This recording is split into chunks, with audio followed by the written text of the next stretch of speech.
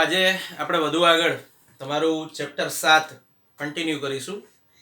આપણે એવી ચર્ચા થયેલી છે કે ચેપ્ટર 7ના બે પાર્ટ છે. એઝ યુ કેન સી નામ પરથી જ ક્લિયર છે, કણોના તંત્રો અને ચાકગતિ. કણોના તંત્રો વાળો પોર્શન આપણે બતાવી દીધો છે ઓલરેડી, અને હવે આપણે ચાકગતિ પર જઈ રહ્યા છીએ. પણ તમે જ્યારે કોઈ પણ બાબતનો અભ્યાસ કરવા માંગતા હો ત્યારે બહુ એક્સ્ટ્રીમલી જરૂરી વસ્તુ છે કે તમારે એમાં જેના વગર નથી ચાલવાનું એવી બાબતો પહેલા શીખવી. તો હવે આપણે ચાકગતિનો અભ્યાસ કરવા જઈ રહ્યા છીએ, જેમાં તમારે ડગલે ને પગલે સદિશ ગુણાકારની જરૂર પડશે. બે સદિશોના સદિશ ગુણાકાર તો એ તમને પહેલા આપ્યું છે ચાકગતિની પહેલા. એટલે આમ તમે એવું કહી શકો કે આ એક જનરલ ટોપિક છે અને ચાકગતિ સમજવા માટે આ ટોપિક આવડવો જરૂરી છે. અને ઇવન ખાલી ચાકગતિ પૂરતું જ આનું કામ પડશે એવું નથી. તમારે લેટર ઓન 12th માં કે ઇવન આફ્ટર 12th આ ટોપિકની હંમેશા જરૂર પડશે. બે સદિશોના સદિશ ગુણાકાર શું છે એ આપણને ખ્યાલ હોવો જોઈએ અને એની ડિટેલ્સ બધી આપણને યાદ હોવી જોઈએ, જે જરૂરી છે. તો સૌથી પહેલા આપણે એવું વિચારીએ કે બે સદિશોનો ગુણાકાર કરવો છે ખાલી.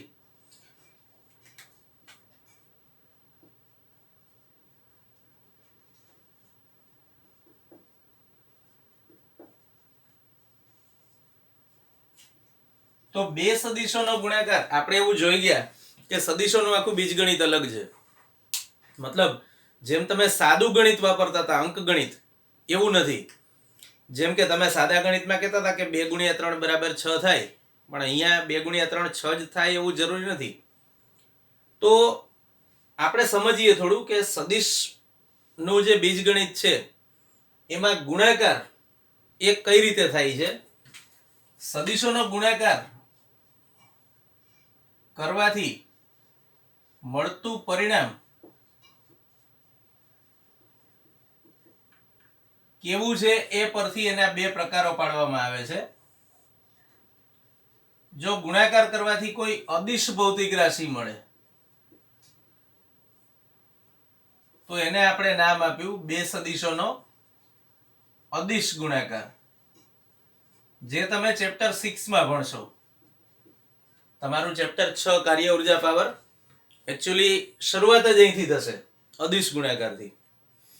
પણ હાલ પૂરતું આપણે જે જોવાનું છે એ છે સદિશ ગુણાકાર. તો બે સદિશોનો ગુણાકાર કરવાથી મળતું પરિણામ જો સદિશ હોય તો એવા ગુણાકારને આપણે નામ આપ્યું છે સદિશ ગુણાકાર. અદિશ ગુણાકાર એટલે દિશા વગરનો ગુણાકાર. મતલબ જે પરિણામ મળે છે એની સાથે કોઈ દિશા સંકળાયેલી નથી. આપણે એને ડોટ પ્રોડક્ટ એવું પણ કહીએ છીએ ઇંગ્લિશમાં. એવી રીતે આને આપણે નામ આપ્યું છે ક્રોસ પ્રોડક્ટ ઇંગ્લિશમાં. તો બે સદિશોનો અદિશ ગુણાકાર છે એ હંમેશા ડોટ વડે દર્શાવાય. મતલબ કે જો મારે a અને b નો ડોટ ગુણાકાર કરવો હોય, સદિશોનો અદિશ ગુણાકાર કરવો હોય, તો એને હું આવી રીતે દર્શાવીશ. a.b બરાબર ab cos θ આવું સમીકરણ છે. અત્યારે આપણે આની વધુ ડિટેલ્સમાં નથી જતા, પણ એક ઇક્વેશન જાણવું જરૂરી હતું એટલે મેં લખ્યું છે. હવે કેમ જરૂરી છે એ વસ્તુ અહીંયા સંકળાય છે કે તમે જ્યારે સદિશ ગુણાકાર લખશો ત્યારે એને દર્શાવશો ક્રોસ વડે. તો a ક્રોસ b બરાબર આનું સાદુરૂપ મળે છે આવું ab sin θ n કેરેટ અથવા n કેપ જે વાંચો એ. આપણે જાણીએ છીએ કે આ n ની ઉપર જે સંજ્ઞા કરી છે એને કેરેટ અથવા કેપ કંઈ બી કહી શકાય છે. તો હવે થોડું વધારે સમજીએ કે જ્યારે આપણે ગુણાકારની વાત કરીએ અને મેં કીધું એમ મળતું પરિણામ અહીંયા અદિશ છે, જોઈ શકો છો. જો મેં ab cos θ લખ્યું, એમાં a એટલે સદિશ a નું મૂલ્ય, b એટલે સદિશ b નું મૂલ્ય. થીટા એ બંનેની વચ્ચેનો ખૂણો છે, એટલે કે cos θ પણ ફાઇનલી તો કોઈ સંખ્યા જ હશે. તો અહીંયા તમને જે વસ્તુ મળી એ છે કોઈ સંખ્યા. અને આપણે જાણીએ છીએ કે સંખ્યાની ક્યારેય દિશા હોતી નથી. તો પછી આપણે એને નામ આપ્યું બે સદિશોનો અદિશ ગુણાકાર. કારણ કે જવાબમાં તમને એક સંખ્યા મળી, પણ અહીંયા a એટલે a નું મૂલ્ય, b એટલે b નું મૂલ્ય, sin થીટા એટલે ફરીથી એકવાર બે વચ્ચેનો જે ખૂણો છે થીટા એનું sin મૂલ્ય, પણ છેલ્લું પદ છે n કેરેટ. અને આપણે જાણીએ છીએ કે કોઈ પણ દિશામાંનો એકમ સદિશ દર્શાવવા માટે એની ઉપર કેરેટ સંજ્ઞા મૂકવામાં આવે છે. જેમ કે તમે x માટે લખો છો i કેરેટ, y માટે j કેરેટ અને z માટે k કેરેટ. અહીંયા ડિપેન્ડ્સ તમે કઈ બે ભૌતિક રાશિઓનો ગુણાકાર લો છો, એ બે ભૌતિક રાશિઓ કઈ દિશામાં છે એના પરથી નક્કી થશે કે અહીંયા i આવે, j આવે કે k આવે. એટલે આપણે જનરલ સંજ્ઞા વાપરી છે n કેરેટ અથવા n કેપ. બીજી વસ્તુ કે આ સમીકરણમાં થીટા ખૂણો કયો છે એ ખાસ ધ્યાનમાં રાખવાનું છે. ધારો કે તમે આમ વિચારો બે સદિશો, કે એક સદિશ a છે માની લઈએ અને આ બીજો સદિશ b છે, તો આ સદિશ a અને b વચ્ચેનો ખૂણો આમ વિચારો તો થીટા છે, પણ અહીંયા એક ખૂણો જો વિચારો તો થશે 360 માઇનસ થીટા. આપણે એ થીટા કન્સિડર કરવો છે જે નાનો છે. આ થોડું મગજમાં રાખવાની વાત છે કે a અને b સદિશો વચ્ચેનો ખૂણો થીટા એટલે એ ખૂણો કે જેનું મૂલ્ય નાનું છે. તમારે 360 માઇનસ થીટા વાળું મૂલ્ય નથી લેવાનું, બી શ્યોર. હવે આપણે સદિશ ગુણાકાર વિશે વધારે આગળ ચર્ચા કરીએ તો સદિશ ગુણાકારનું ઇક્વેશન સૌથી પહેલું આવે છે, જે મેં હમણાં અહીંયા લખ્યું હતું, હું ફરીથી લખી રહ્યો છું. a ક્રોસ b બરાબર ab sin થીટા, જે આખું અંક દર્શાવતું પદ છે અને આ n કેરેટ દિશા સૂચવવા માટે મુકાય છે.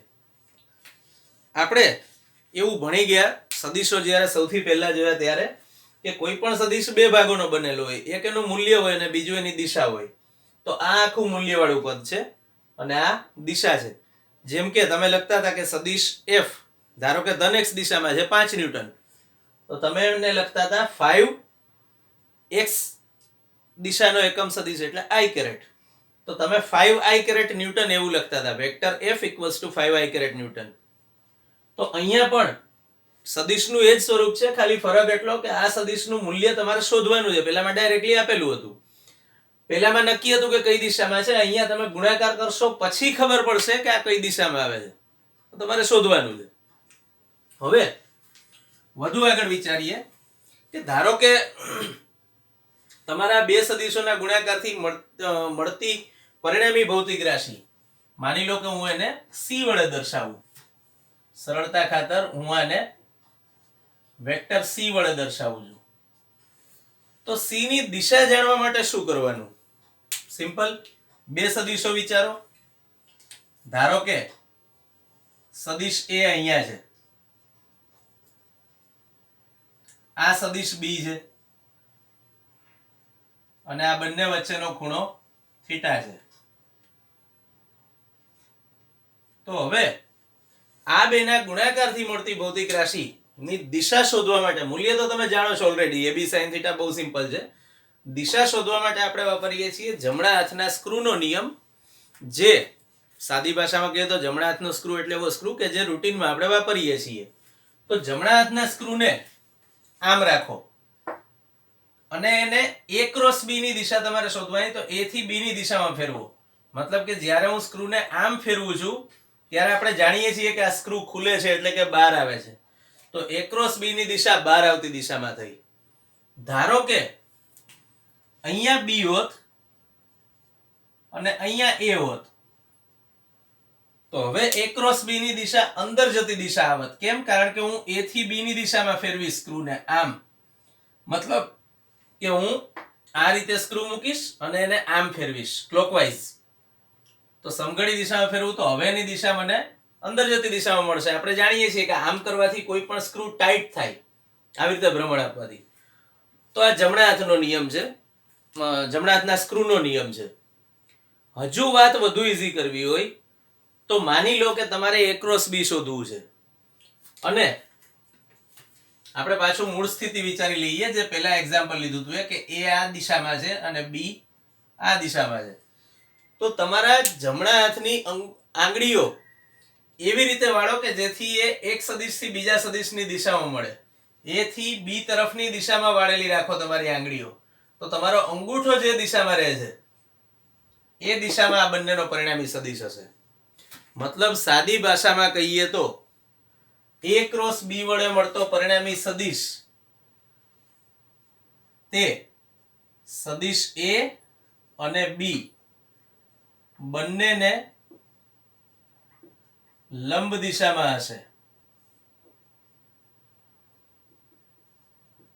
આ પહેલો અગત્યનો મુદ્દો છે. અને જમણા હાથના સ્ક્રૂ વડે મતલબ જમણા હાથના સ્ક્રૂના નિયમ વડે કે જમણા હાથના નિયમ વડે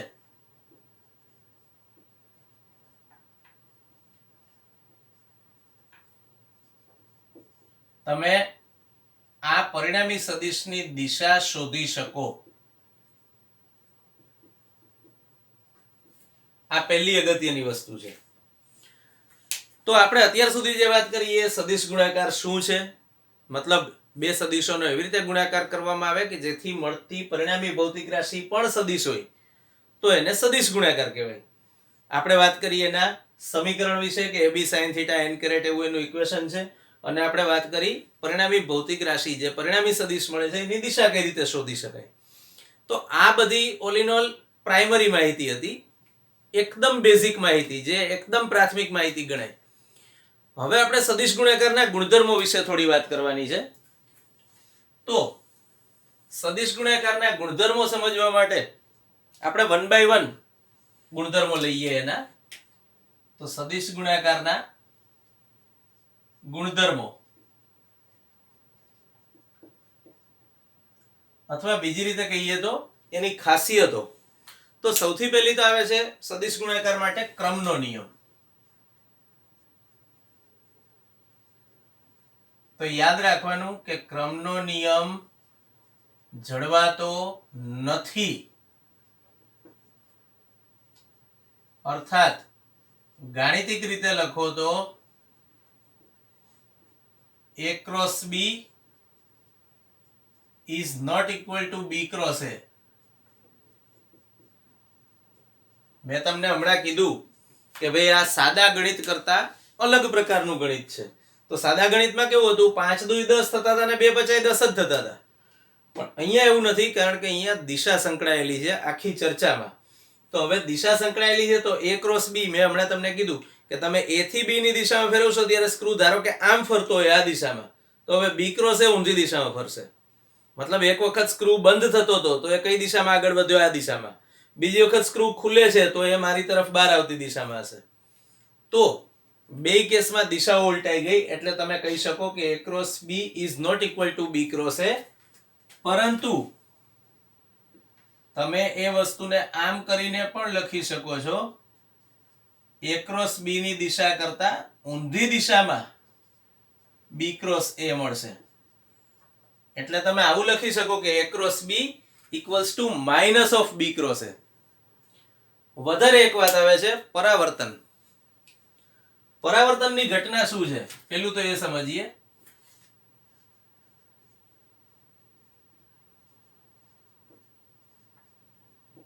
આપણે જાણીએ છીએ કે જ્યારે તમે અરીસામાં, સપોઝ તમે અરીસા સામે ઊભા છો અને તમારો જમણો હાથ ઊંચો કરો તો તમારા પ્રતિબિંબનો ડાબો હાથ ઊંચો થાય. તમે ડાબો હાથ ઊંચો કરો તો તમારા પ્રતિબિંબનો જમણો હાથ ઊંચો થાય. મતલબ કે તમારું પરાવર્તિત પ્રતિબિંબ મળ્યું. તો પરાવર્તન વખતે શું થાય, તમને x દિશા જે છે એ માઇનસ x દેખાય, y છે માઇનસ y દેખાય અને z છે માઇનસ z દેખાય. પણ પરાવર્તનમાં A ક્રોસ B સદિશ ગુણાકારને કોઈ ઇફેક્ટ આવતી નથી. કારણ શું? ધારો કે A અને B બંને ઉલટાઈ દીધા આપણે, તો થયું minus A cross minus B. પાછું બંને માઇનસ માઇનસ પ્લસ થઈ જશે એટલે ફાઇનલી તમને A ક્રોસ B જ મળશે. તો આ છે સદિશોના ગુણાકાર માટે પરાવર્તનનો નિયમ. તો પરાવર્તનના કારણે સદિશ ગુણાકાર ઉલટાતો નથી. પછી આવે છે વિભાજનનો નિયમ. તો યાદ રાખવાનું કે વિભાજનના નિયમનું સદિશ ગુણાકારમાં પાલન થાય છે. મતલબ ધારો કે તમે આવું લખો છો a cross b cross c, તો આના બરાબર તમે આવું પણ લખી શકો a cross b cross c. કોઈ ફરક નથી પડતો કે તમે a ક્રોસ b જોડે રાખો છો કે પછી b ક્રોસ c જોડે રાખો છો. અથવા તમે આવું પણ કહી શકો સદિશ ગુણાકાર માટે a cross b plus c. તો આ પણ વિભાજનના નિયમનું બીજું એક સ્વરૂપ છે કે a cross b plus a cross c. આવું તમને સાદું રૂપ મળે આ નિયમનું. તો આ વધારે એક વસ્તુ છે. ઉપરાંત વધુ આગળ વિચારીએ એના ગુણધર્મો વિશે. આપણે 3 ગુણધર્મો જોયા અહીંયા. ચોથો ગુણધર્મ હવે વાત આવે છે એકમ સદિશો વિશે. તો એકમ સદિશો ની ચર્ચા કરતા પહેલા આપણે થોડું યાદ કરી લઈએ કે ભાઈ ખરેખર એકમ સદિશ શું છે. આપણે એવું કીધું હતું કે ભાઈ x દિશાનો એકમ સદિશ એટલે i કેરેટ, y દિશાનો j કેરેટ અને z દિશાનો k કેરેટ. તો હું સરળતા ખાતર અહીંયા x અને y દિશાઓ દર્શાવું છું. આ x દિશા છે અને આ y દિશા છે. ધારો કે આ બંને દિશામાંના એકમ સદિશો i કેરેટ અને j કેરેટ હું દર્શાવું છું. આ એકમ સદિશ છે મતલબ આનું મૂલ્ય 1 એકમ છે, તો આ i કેરેટ. અને એ જ રીતે આ y ની દિશાનો એકમ સદિશ છે જેને આપણે કહીએ j કેરેટ. તો હવે જ્યારે હું i ક્રોસ j વિચારું, i ક્રોસ j, તો મને શું મળે છે? હું i થી j ની દિશામાં જમણા હાથનો સ્ક્રૂ ગોઠવીને આમ ફેરવું છું સમજો, તો એ સ્ક્રૂ બહાર આવશે. અને બહાર આવતી દિશા એટલે આપણે જાણીએ છીએ ધન z દિશા, જે આપણે આકૃતિમાં નથી દેખાડી પણ આપણે જાણીએ છીએ કે બહાર આવતી દિશામાં ધન z હોય. તો આપણને ધન z દિશાનો એકમ સદિશ મળ્યો. કારણ થોડું વધારે ડિટેલમાં વિચારો આ સમીકરણ પરથી. માની લો કે હું આવું લખું છું a ક્રોસ b ના બદલે અહીંયા છે i ક્રોસ j. તો મેં કીધું એમ આ બેઝિક ઇક્વેશન છે એટલે જ આપણે આ સૌથી પહેલા લખ્યું. તો હવે અહીંયા શું લખવું પડે મારે? a b એટલે a નું મૂલ્ય અને b નું મૂલ્ય. તો અહીંયા i નું મૂલ્ય અને j નું મૂલ્ય જે બંને 1 અને 1 છે. sin બંને વચ્ચેનો ખૂણો 90 અને બંનેને લંબ દિશામાં હોય એવો એકમ સદિશ એટલે k કેરેટ. તો i ક્રોસ j બરાબર મને ફાઇનલી આ બધું 1 1 1 છે, ગુણાકાર 1 થયો તો મળી ગયું k કેરેટ, જે આપણે અહીંયા શોધ્યું. આ જ રીતે હું સાબિત કરી શકું કે j cross k equals to i થાય અને k cross i equals to j થાય. તો થોડું વિચિત્ર લાગે છે યાદ રાખવામાં, તો આપણે એના માટેની એક સિમ્પલ મેથડ બનાવી છે કે ij k આવી રીતે સર્કલમાં લખી લો.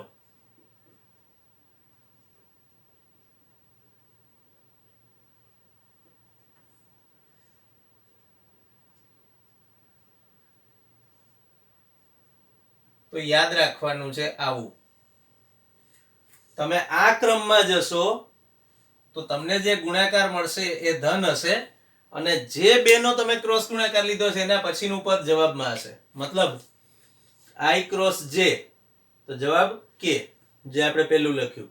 પછી j ક્રોસ k એટલે i આર્યું અને k ક્રોસ i એટલે j, જે આપણે અહીંયા લખ્યું છે. અગેન યાદ રાખવાનું છે કે અહીંયા પોઝિટિવ એટલા માટે મળે છે કે આપણે આ ક્રમમાં જઈએ છીએ. અહીંયા આપણે જોયું કે ભાઈ ક્રમનો નિયમ જળવાતો નથી. a ક્રોસ b બરાબર માઇનસ b ક્રોસ a થઈ જાય. મતલબ તમે ઊંધી દિશામાં જશો, ધારો કે અહીંયા j ક્રોસ i લખો તો જવાબ મળશે માઇનસ k.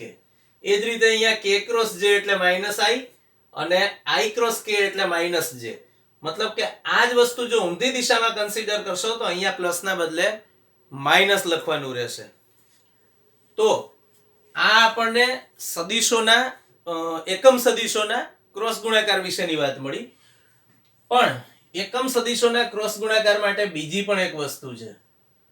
ધારો કે હું આઈ કેરેટ નો એની સાથેનો ક્રોસ ગુણાકાર લઉં, મતલબ એક્સ દિશાના એકમ સદિશનો એક્સ દિશાના જ એકમ સદિશ સાથેનો ક્રોસ ગુણાકાર લઉં તો શું મળે?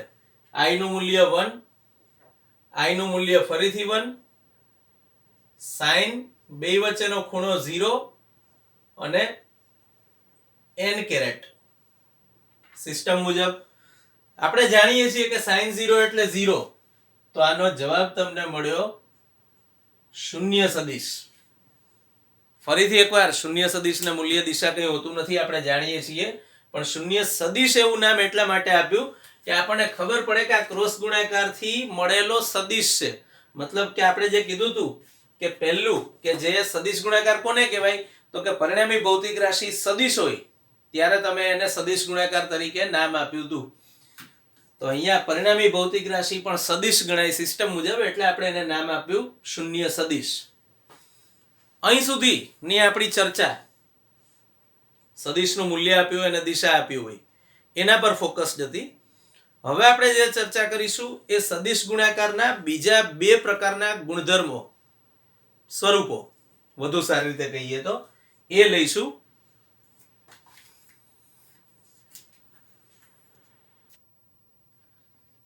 તો આપણે હમણાં જે વાત કરી એ એક સ્વરૂપ આવું હતું સદિશ ગુણાકારનું, a ક્રોસ b બરાબર ab sin theta n caret, જ્યાં થીટા a અને b વચ્ચેનો ખૂણો છે.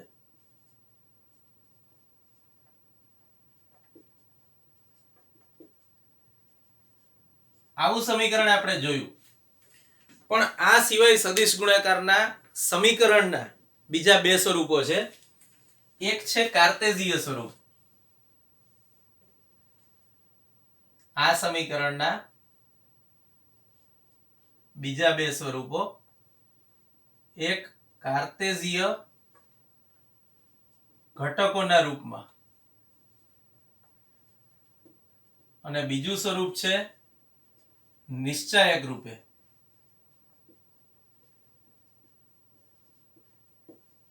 હવે નિશ્ચાયક શું છે એ ચિંતા આપણે પછી કરીશું જ્યારે આવે ત્યારે. હાલ પૂરતું આપણે પહેલા પાર્ટ પર જઈ રહ્યા છીએ, જે છે કાર્ટેઝીય ઘટકોના રૂપમાં બે સદિશોનો સદિશ ગુણાકાર. તો આપણે એવું જાણીએ છીએ કે ઘણી વખત તમને સદિશોના મૂલ્યો ડાયરેક્ટ આપવામાં નથી આવતા, પણ તમને એમની વચ્ચેનો ખૂણો પણ ના આપ્યો હોય, પણ તમને એના કાર્ટેઝીય ઘટકો આપ્યા હોય. મતલબ ધારો કે તમને આવું આપ્યું હોય કંઈક કે a બરાબર ax i caret plus ay j caret plus az k caret. એ જ રીતે b બરાબર આપ્યું હોય bx i caret plus by j caret plus bz k caret. તો અહીંયા જે ax ay az અને bx by bz લખ્યા છે એ આ કાર્ટેઝીય ઘટકો કહેવાય સદિશોના. તમારે આ ઘટકોના સ્વરૂપમાં ક્રોસ ગુણાકાર કરવો છે તો તમારે પહેલા તો લખવું પડશે એને ઘટકોના રૂપમાં સમીકરણને. તો આપણે પહેલા એ લખી કાઢીએ.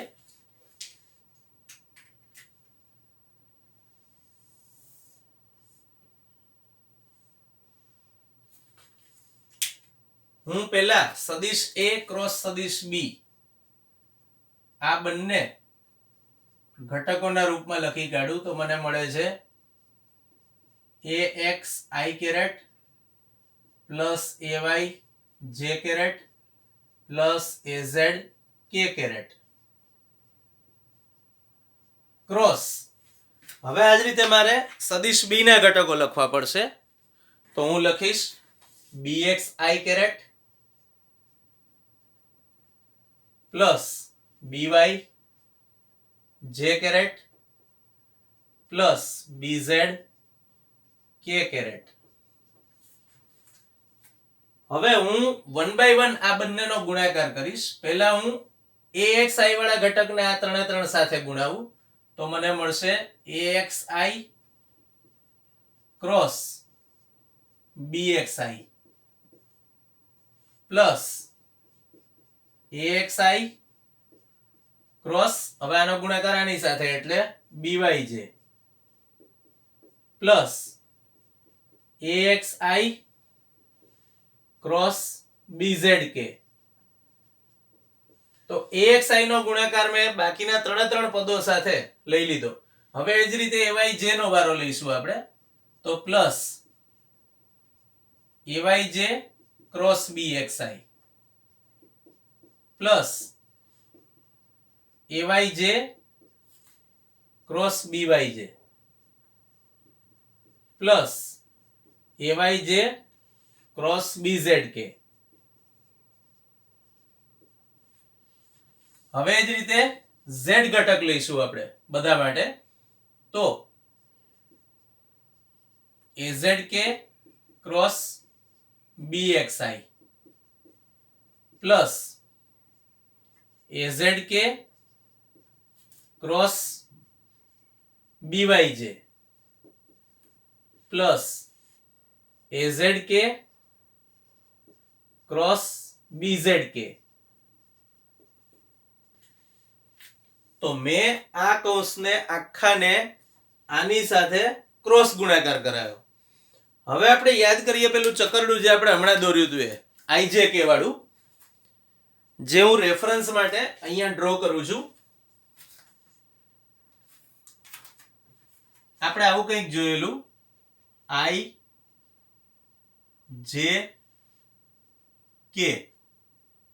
સમઘડી દિશામાં જતા પોઝિટિવ મળતું હતું. આપણે આવું કંઈક હમણાં જોયું. તો હવે આગળ જતા પહેલા બે વાત. એક કે AX BX AY BY AZ BZ જે કંઈ દેખાય આફ્ટર ઓલ તો કોઈ સંખ્યાઓ છે. મતલબ બની શકે કે તમને બળનું ઇક્વેશન એવી રીતે આપ્યું હોય, જો 2i + 3j + 4k તો 2 3 4 એટલે AX AY AZ ની જગ્યાએ રહેલી સંખ્યાઓ છે. તો આપણે મગજમાં રાખીશું કે AX AY AZ BX BY BZ બધા મૂલ્યો છે, સાદી સંખ્યાઓ છે. અને IJK માટે આપણે આનો ઉપયોગ કરીશું. હવે 1 by 1 સ્ટેપ્સ લેતા જઈએ આપણે. અહીંયા શું વધશે? પહેલા તો મૂલ્યોનો ગુણાકાર એટલે AX BX, પણ I ક્રોસ I તો 0 થઈ જાય એટલે આ પહેલું પદ 0 થઈ ગયું. હવે આ પદ 0 છે એટલે મારે લખવાની જરૂર ના રહી. મતલબ કે સમાન દિશાના સદિશો જ્યાં આવતા હોય, જેમ AXI ક્રોસ BXI હતું આ પદ 0 થઈ જતું હતું, એવી રીતે આ AYJ BYJ અને AZK BZK વાળા પદો પણ શૂન્ય થઈ જશે. તો હવે મારે ખાલી બાકીના પદોની ચિંતા કરવાની રહી, જે હું લખું છું. તો આને લખીએ AX BY, આ પદને I ક્રોસ J એટલે થશે K. જોઈ શકો છો I ક્રોસ J એટલે K પ્લસ AX BZ આ પદનું સાદુરૂપ, અને I ક્રોસ K એટલે માઇનસ J થશે. જો આપણે ઊંધી દિશામાં આવ્યા એટલે આ પદ હવે ઋણ થઈ જશે, તો અહીંયા લખવાનું માઇનસ J પ્લસ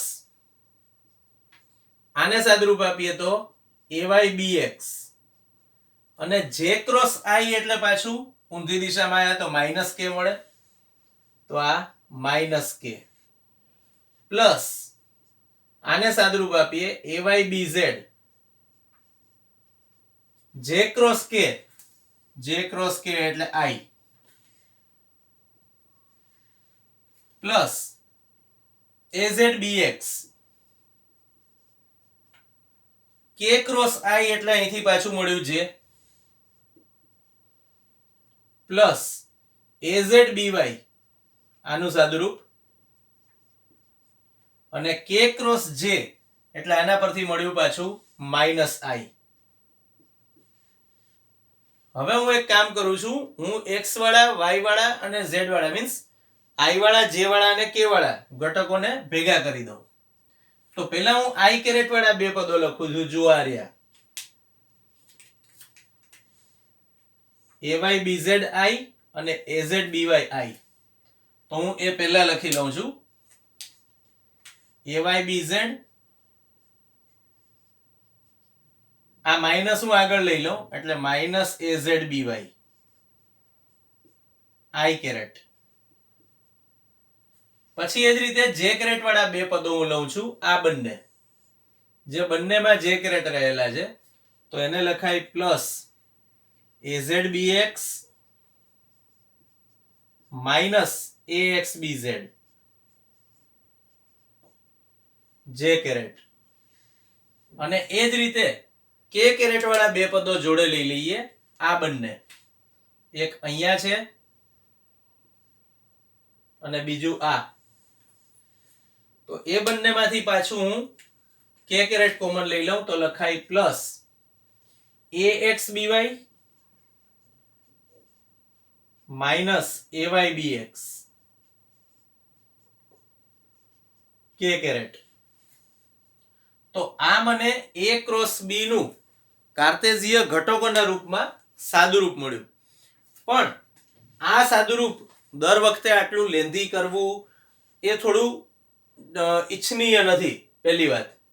અને બીજી વસ્તુ કે આ સમીકરણ વારંવાર યાદ રાખવા છતાં કદાચ એવું બની શકે એમ કે ay bz ના બદલે az by થઈ જાય તો પ્લસ માઇનસ ઇન્ટરચેન્જ થઈ જશે. આવા બધા પ્રોબ્લેમ્સ થઈ શકે છે. એટલે આપણે જે કાર્ટેશિય ઘટકોના રૂપમાં આ સમીકરણ મેળવ્યું, આપણે એનું જ બીજું એક ઈઝી ફોર્મેટ લઈશું, નિશ્ચાયક રૂપે એની રજૂઆત.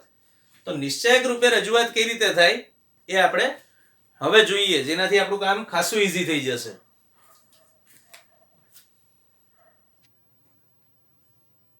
તો હવે મેં કીધું એમ આપણે નિશ્ચાયક સ્વરૂપ શોધીશું, જે થોડું પ્રમાણમાં ઈઝી પડે છે આના કરતા.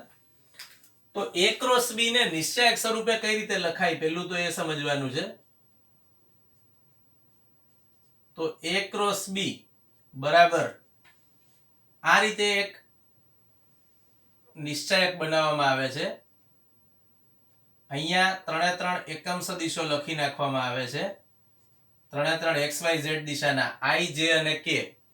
નીચે a ના 3 ઘટકો લખવામાં આવે છે, ax ay અને az. એની નીચે એ જ રીતે b ના 3 ઘટકો bx by અને bz આ લખવામાં આવે છે. હવે સિસ્ટમ મુજબ નિશ્ચાયકને સાદુરૂપ કઈ રીતે આપવામાં આવે છે એ જોઈએ. પહેલા હું આ ઘટક કન્સિડર કરું છું. તો આની ઊભી અને આડી લાઈનમાં જે કોઈ ઘટકો આવે છે એ મારે નથી વિચારવાના. તો i કેરેટ ના બે ઘટકો જે હું લઈશ એ પહેલા આ બે નો ગુણાકાર માઇનસ આ બે નો ગુણાકાર, ક્રોસ ગુણાકાર લેવાનો છે આ રીતે. તો શું થશે? આ રીતે ગુણાકાર કરો તો પહેલા આનો ગુણાકાર એટલે ay bz minus az by અને આ કયો ઘટક છે? i કેરેટ વાળો, એટલે હું જોડે મૂકીશ i કેરેટ. તો આ પહેલું પદ થયું. હવે બીજું પદ લખીએ.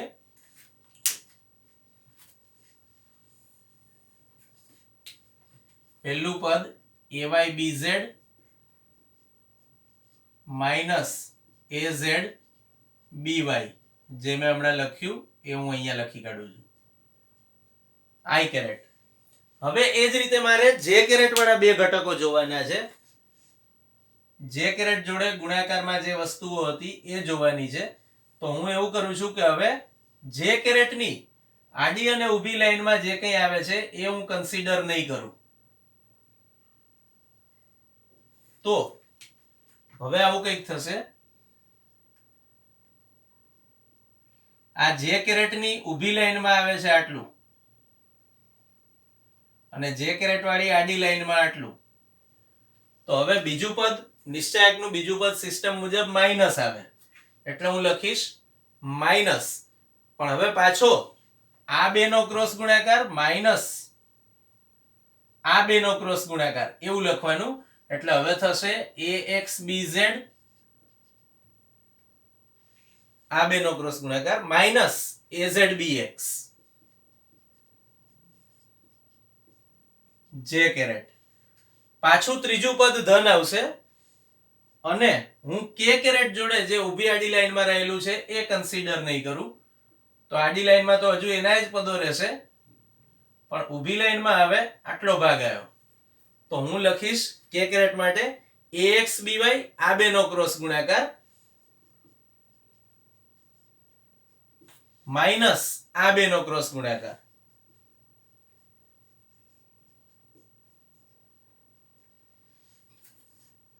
હું બાકી બધું એમનું એમ રાખું છું, મતલબ આ પહેલા પદમાં ay bz minus az by એમનું એમ રાખું i કેરેટ સહિત. બીજા પદમાં હું ખાલી -1 કોમન લઈ લઉં, તો હવે આ માઇનસ ના બદલે લખાય પ્લસ અને આ પદો ઉલટાઈ જાય, તો હવે az bx ધન થઈ ગયું, માઇનસ થઈ ગયું ax bz અને j કેરેટ.